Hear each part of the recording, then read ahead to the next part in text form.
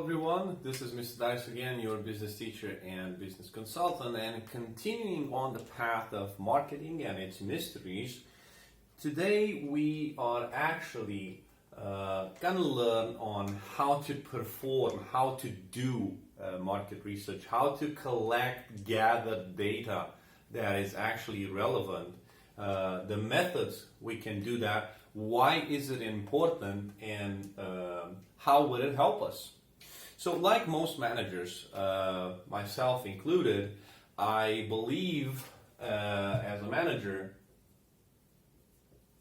that it is vital that I find out the needs and preferences of my customers.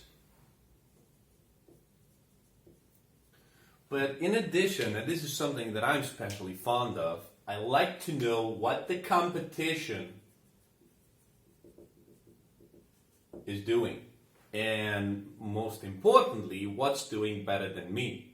So this is something that I'm very fond of, besides finding out what my customers want and need. Now, why do we do this, or why should we be concerned about this, is because we're trying through this market research exercise, we are trying to come back with a set of tactics, we can call it this way, that we can understand and predict and anticipate their behavior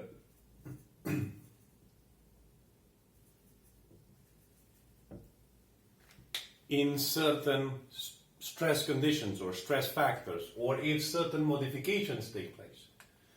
Let me give you some examples. If we make shifts in the price level, if we promote ourselves in certain ways, like we have promotional channels, and we want to see how and predict how they'll behave if we are going to promote ourselves through social media, or if we're going to do this through networking events. We would like to anticipate their behavior if we were to actually change something in packaging, type, or style. Yeah? And why not? We would also like to understand how they would think, and how they would behave, and how they would act, taking into consideration our distribution channel.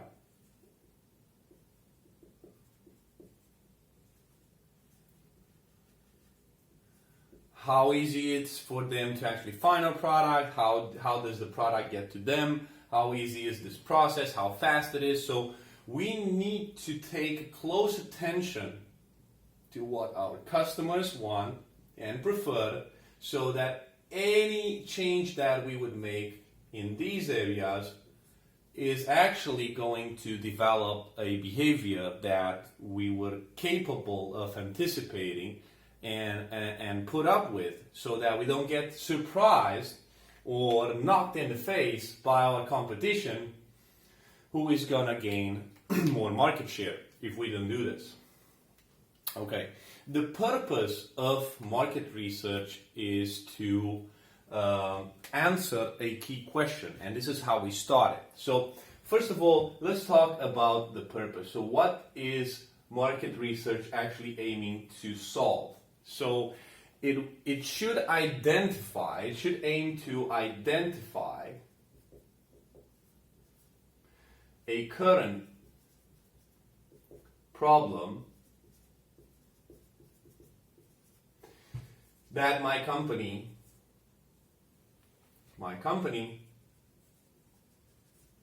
is facing.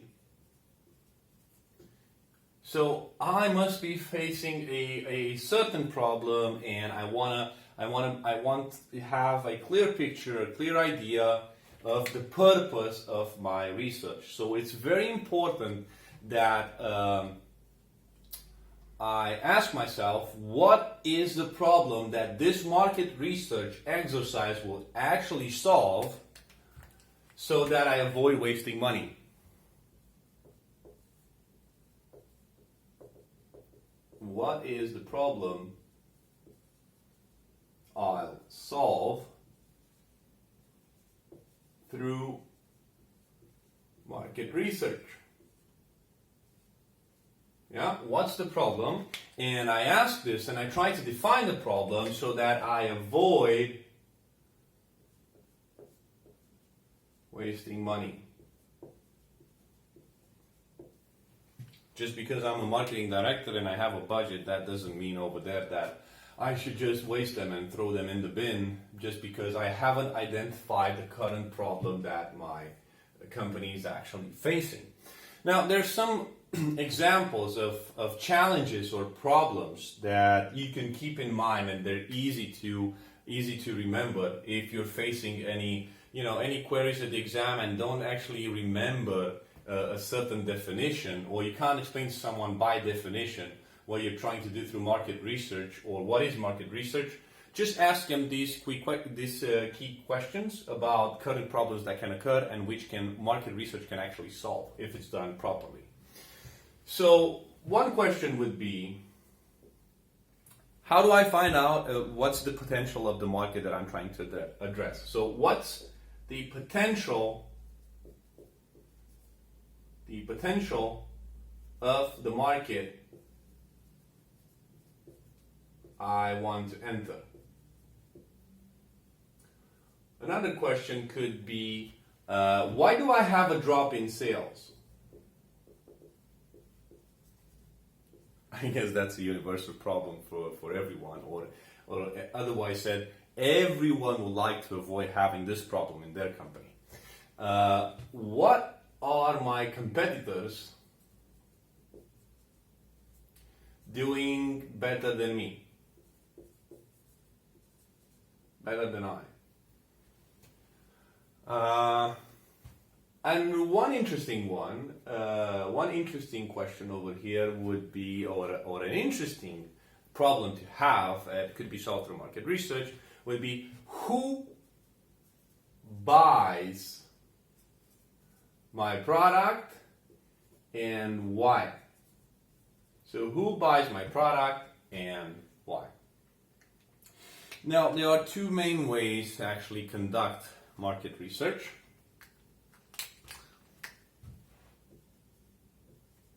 Okay. First is primary, or also known as field research.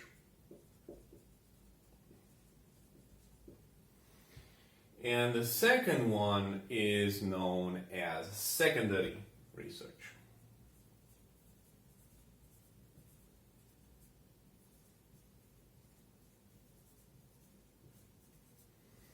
I'm going to start with the second one because it's simpler.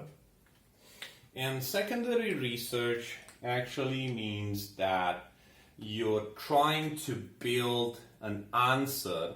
You're trying to build an answer to your problem, or find an answer or solution, okay, from data that already exists.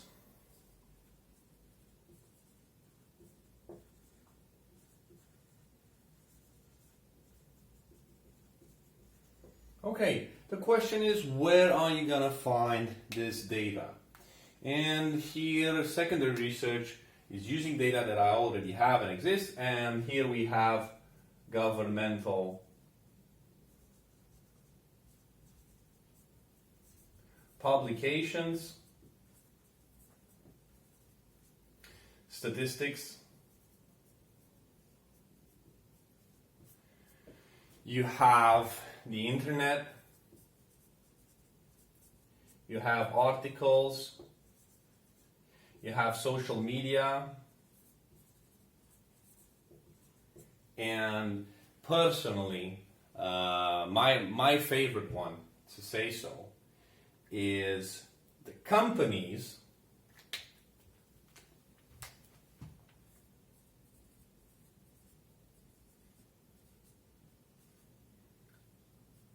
own records.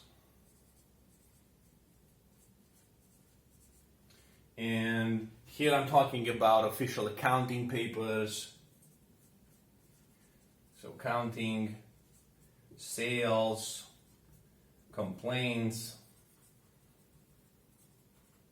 Okay, so I'm talking about data that already exists and it's out there, and whether it is the financial papers, whether it is statistics, or it are articles written by media on the internet about your performance, it's data that you have out there and you can start using.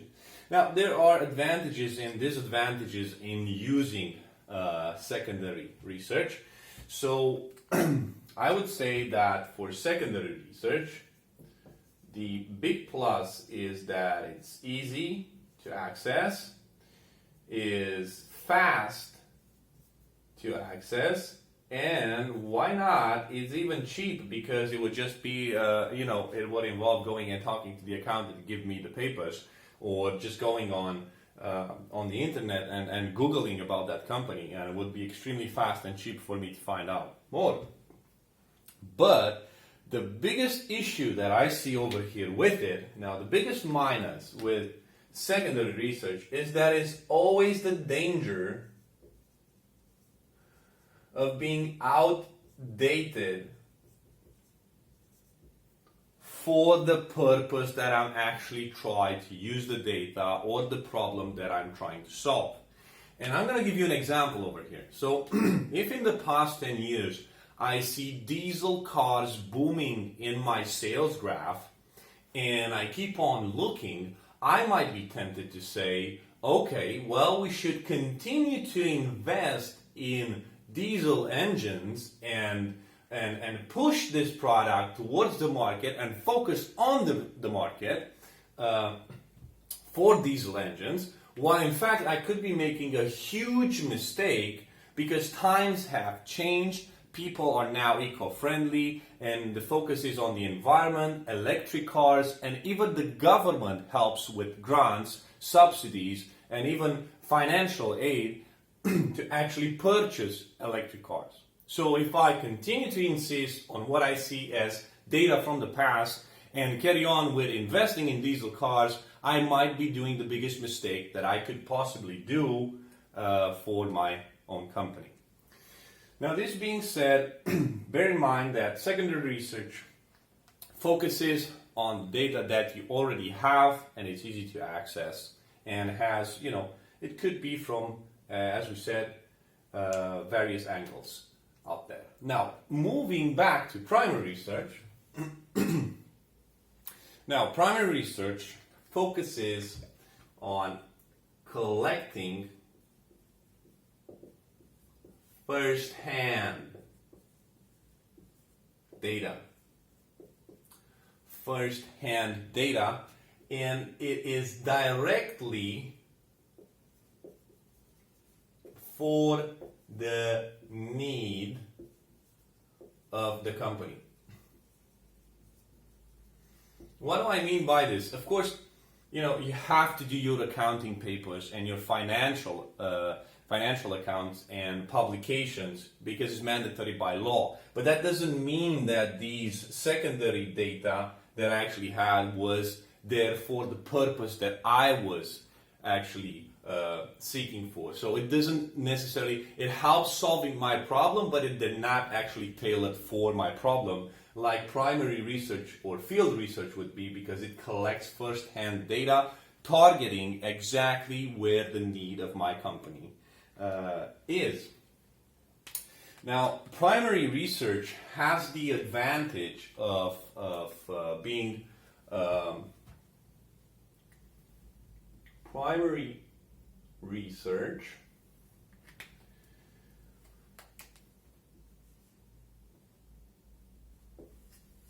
has the advantage of being tailored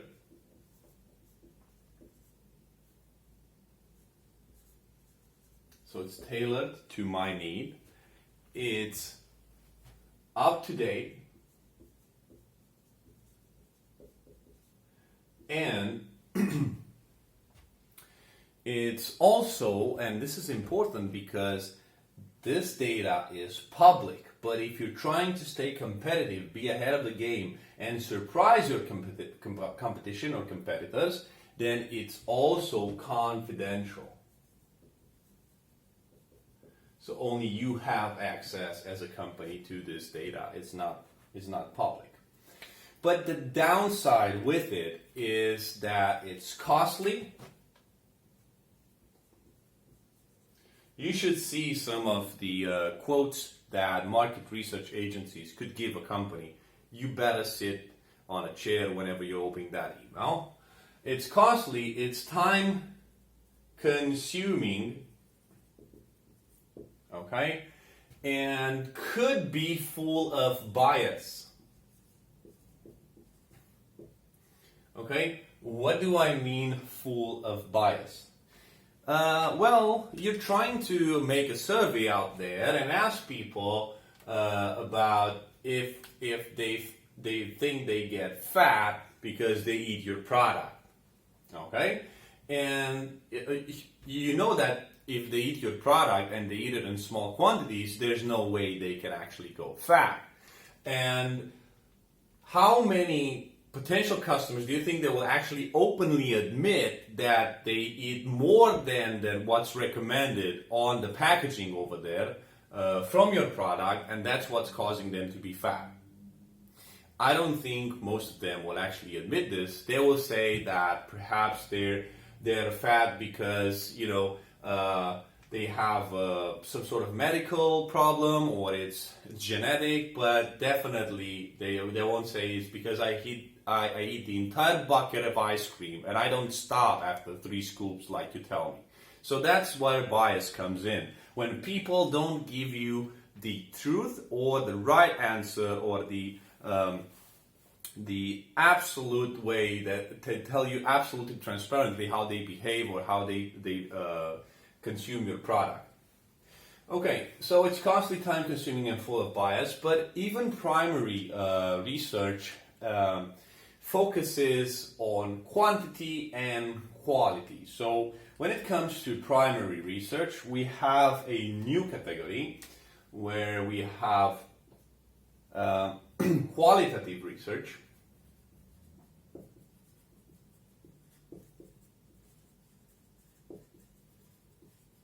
Okay, and we have the second one, which is quantitative.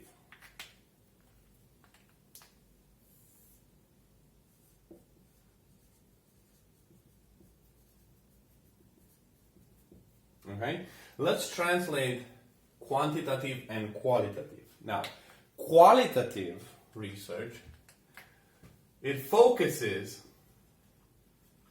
on reason behind behavior.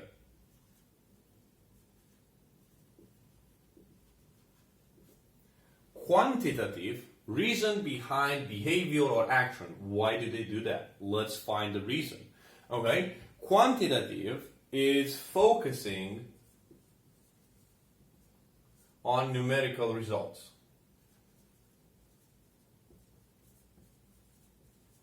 That's all that matters for the quantitative one. I want numbers, I want digits, okay? And if it's sales, better be double digits, okay? As a small inside joke. Now, qualitative research, most popular way of doing qualitative research is through focus groups.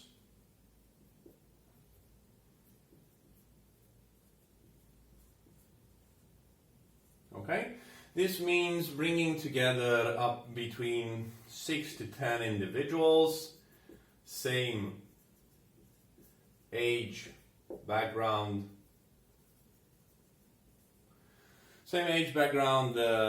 could be even gender and location, in order to provide you with feedback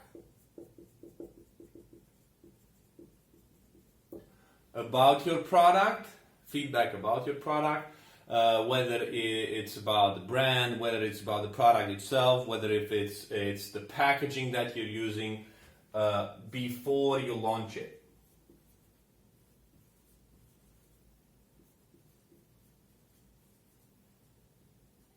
Before you launch it out there, before you launch it out there on the market. Yeah? Now, this is how you do qualitative research. And just remember, here is feedback. So here you're trying to understand behavior and reasons. Now, we're shifting towards quantitative that will focus on numerical results. We want digits now. Okay? And when it comes to quantitative, the first and simplest is observation. Observation. Now, let me give you an example. You just sit back, you go in the supermarket. Let's say you're a milk producer. You go on the supermarket and you go at the dairy shelf over there and refrigerators, and you just stand and look and try to actually understand and record how many of the total clients that walk through there out of all possible brands of milk actually take and purchase the milk you're producing and selling. So this is what observation is, and it could be done really, really easy. Now, the second one is test marketing.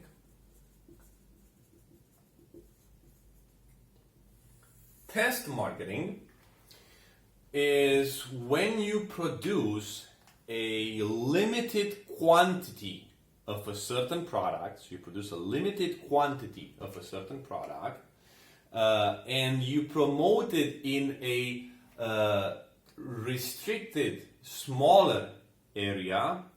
You then look and analyze the results and the sales recorded, and if they're positive, you take this at national level. So it's like you do a little experiment in a small corner of the country, and if it goes well, you take the product at national level. This helps avoid a total failure in which you would actually produce large quantities to take something at national level and then end up with a feedback from the market. As you may recall, I told you that the market will give you feedback at any time, at any moment, and in a brutal manner, and you come to realize this is not what the market expected or is not suitable for the market. The third one, in terms of quantitative research, would be consumer surveys.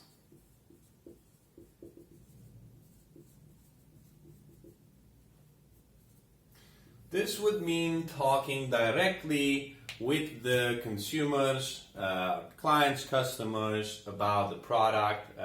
It can be over the phone, it can be face-to-face, it can be through email, and you want to get more insights about their preferences, about their experience, if they had similar experience with maybe other products from your competitors, and so on and so forth. Last but not least, we should talk about, when it comes to quantitative research, we should also talk about market sampling.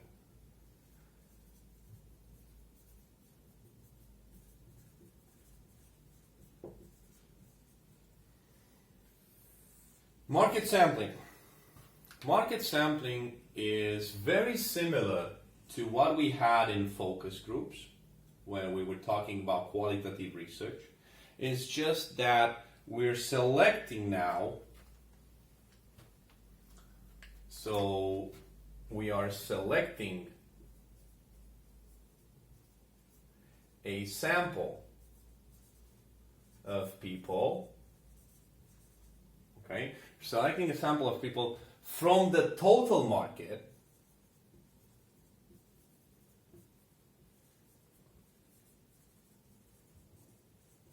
which is a bit different, to take part at our surveying. okay? And for us to gather data, like numbers, on how often they use that product, how much do they spend on such products, or how often they go to the supermarket to actually buy those kind of products.